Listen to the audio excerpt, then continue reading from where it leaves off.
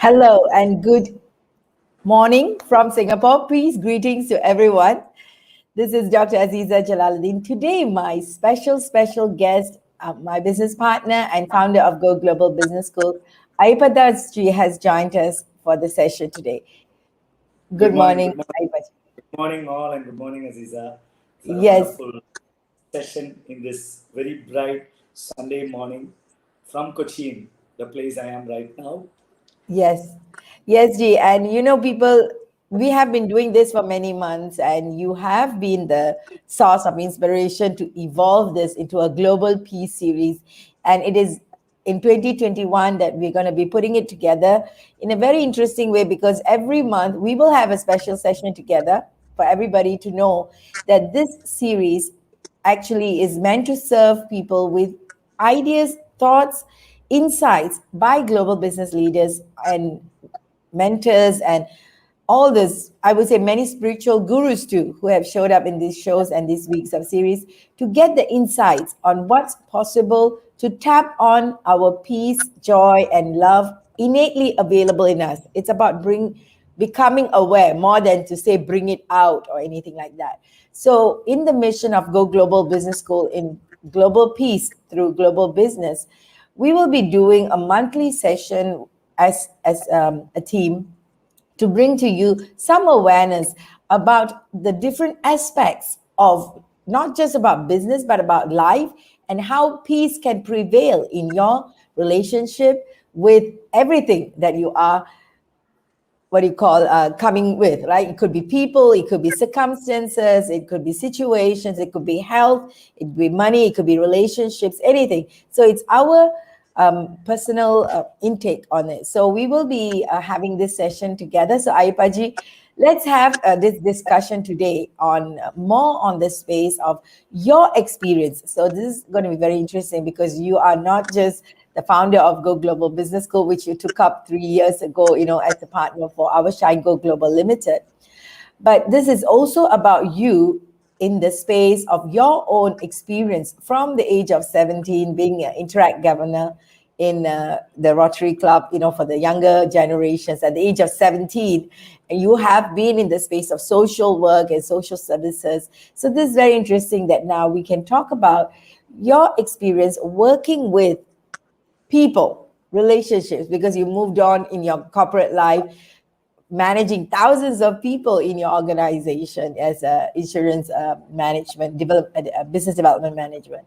So, and now you are into global space with more people in different cultures. So you are really you have a lot of insights with people. So let's talk about that today. And you want to play the game first, or shall we talk about it first?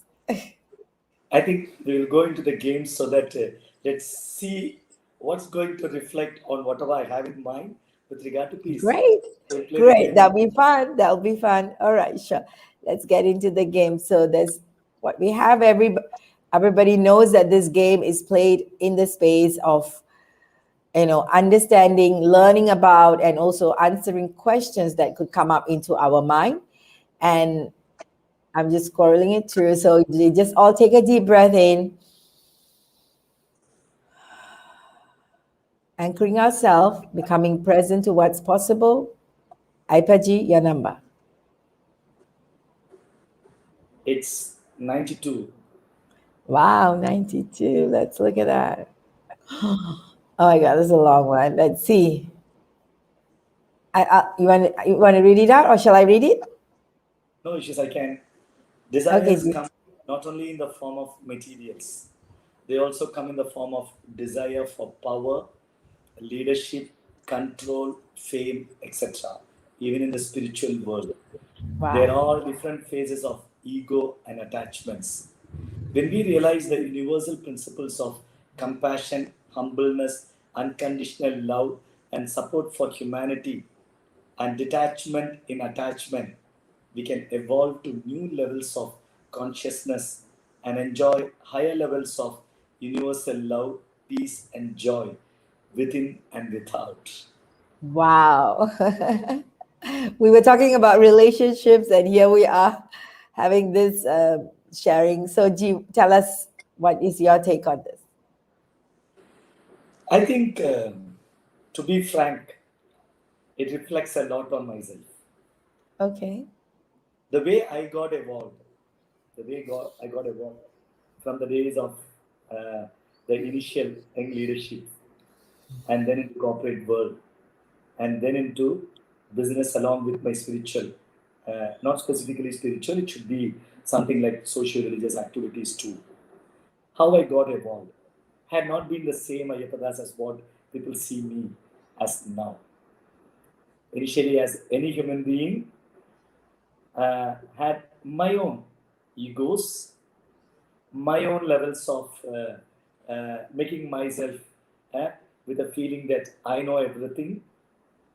And then, of course, born with a silver spoon with my dad and family, well placed, had a very good education, loving parents, loving family, environment.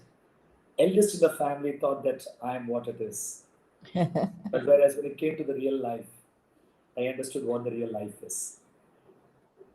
I got all sort of maneuvers, uh, just like driving a car in the busiest city, and how I turn left and right. I need to apply brake, and I need to speed up.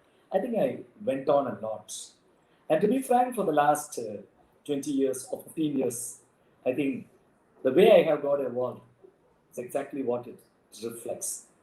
I realize very much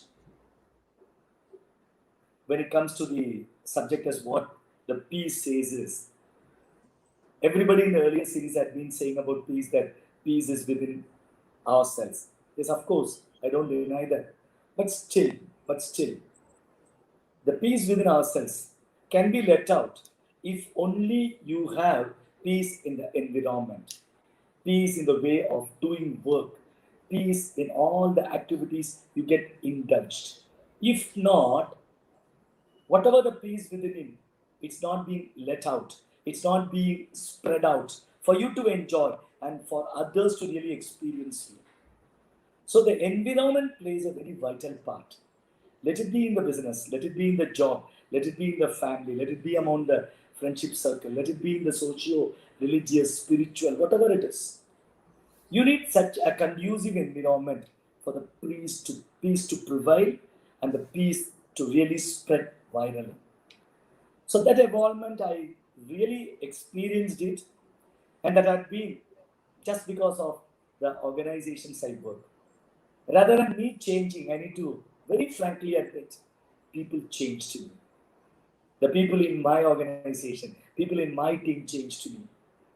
Rather than saying the word change, I learned a lot from them. I learned from them that how I need to really position, how I should really speak about, how I should really act. What is that the people around me expect? And I felt, and I still feel that that's what the real leadership quality is. If you want to be a very successful leader, you need to really feel the pulse of the people with whom you are. And I think that has made me change drastically.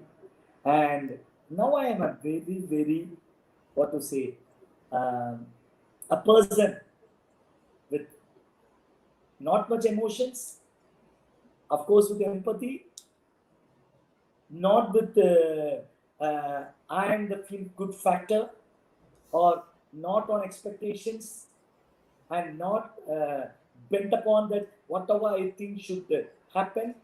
I'm very much bothered only about the end result, Yes. the focus, the target, the goal. So I'm able to really move around to ensure that the people around me are there within my fold. And able to really instill confidence in them that you have a leader who can take care of you.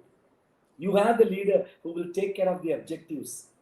You have the leader who will take care of the vision and mission without even slightest disturbance. And that has brought a huge transformation in me because of the people around me. And that transformation has brought in enough of peace in me amidst to me. Similarly, the way in all my actions peace prevails. I think that's had been a very extensive journey which I could really, and thanks to my parents, because who have been responsible in making me, uh, rather than saying making me, they pushed me into the sea where I don't know even what swimming is. I'm not a leader. I don't know to swim. I don't know what it is, but I learned swimming. I mean, the leadership qualities what I possess. So Very thankful to everyone. Very nice. You know, G, this is exactly where the conversation is about, where we're talking about the relationships. You have always said, like, you already know, you foresee so many things because of your experience, the way that you move around with people, and how people can, you know, shift or change based on what they are speaking. It's not that we are judging them or anything. It's just the kind of preeminence you do for projects or businesses, or even in your social projects we have been observing. So you actually manage them. In the word is manage, I would say, and it's managing the own expectations, not to like to take precautions, so that it supports the bigger purpose. It is for the end result. You are so focused on the end result. That is what really can drive a business or an organization, where we know the end result is the focus, all emotions detached, and that they are not in use of the higher purpose, the higher goal. Then everybody is focused on the end result. And when people are not able to focus on the end result, then we need to bring them back. And you have been doing that consciously and unconsciously sometimes, really, setting the intentions and letting it go when people don't serve or people are not able to evolve. And we know that in Go Global Business School, we are talking about we take people as far as they want to go. So it's like, okay, you want to go this much, that's fine. So your skills in that has been very, very powerful for us, especially for me, is who always look at the positive side of things and say that, okay, this is all they no, they won't be like that, or so the environment can be supported by us by being who we are. And that's what you're saying. At the end of the day, for people to be supported so that they function effectively, so that the work can be done, or the mission can be progress smoothly as well. So that is exactly where the conversation is. In order for us to have this kind of clarity, I want to ask you, G, what do you think is the one element that constantly reminds you to stay focused in what you're doing? What is the one element?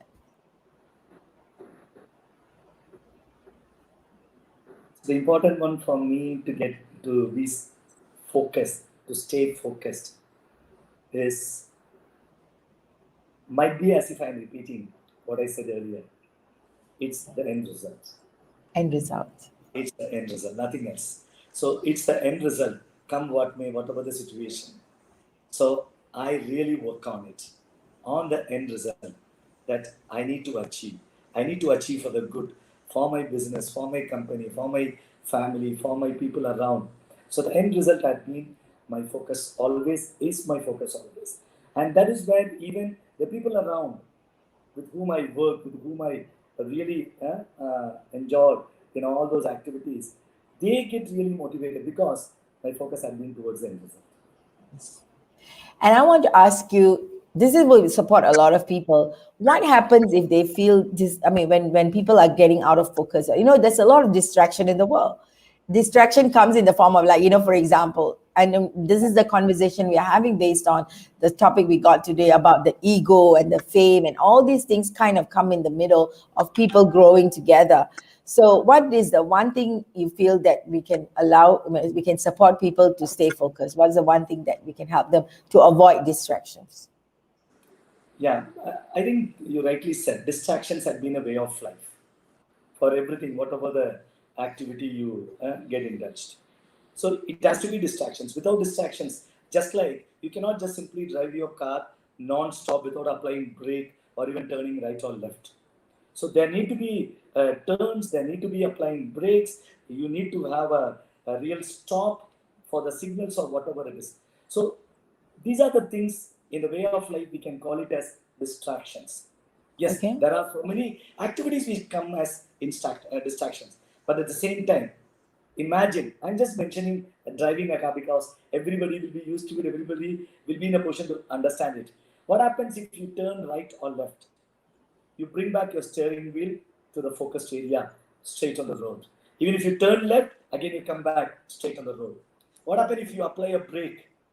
You come back to neutral and then go for the first gear, second gear, third gear, fourth gear, and the top gear. So you stay focused on it. So this is what it is. Go back to basics if something is not working for you. And because you have been a very successful person in the beginning, in the start, might be because of distractions, you really are desperate or even feel are been losing confidence, whatever the situation is. Get yourself energized and empowered by going back to basics. That's Right. very, very, very essential part of being stay focused. Nice. You're giving me goosebumps, G. Because this is the world where right now everybody is feeling distracted, right? So there's so many things going on for them. Staying at home and doing work might be tough for people. There's so many different things that's happening in the world that every day is kind of like there are a whole bunch of people who are feeling insecure about what's happening. So going back to basics is the most, I mean, that's like you nailed it with that one. Thank you so much for that. So, what would you like to leave our friends for today in terms of for this week for everybody to feel energized with? I just wanted to go back to the headlines, the peace, the global peace. I just wanted, because I really had been dreaming. And I used to say in all my stage programs, in all my talks over many platforms that I have a dream, I too have a dream. Just like how a great Martin. Indian leader, the former Prime Minister, had been saying, I too have a dream as far as global peace is concerned.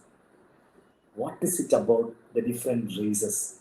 What is it about the different religions? What is it about the different countries? Why unnecessary competitions in the name of power, control, name, fame, money, wealth, all these things? Absolute nonsense. If you look at it, who are we, a human being, having a really healthy, wealthy, and a really empathetic life for 40 years max. And earlier 15 days would have been young life, and then the 15 years had been old life where you don't know what you did or what you had been doing. And the 30 days, 30 years left out, the 40 years are going to be the most productive years. In those productive years, if you really sit and think about what you did or what you can do, that's where everything makes a difference. Now, if you look at the countries, look at what is happening, I'll tell you, there is no point in talking about religions. I'll tell you, there is only one religion. It's the human religion. It's a human race. And when it comes to the power, what is power in front of Almighty? A superpower. Whether it is Jesus, whether it is Allah, whether it is Krishna, Ram, or whether it is Jainism or Sikhism, or whatever it is, it's only the superpower above us. Exactly, that's what it is. And then when it comes to the wealth, are you going to take the wealth with you? Have you brought anything wealth to this nation? No. When you born, you were without clothes. You were nothing.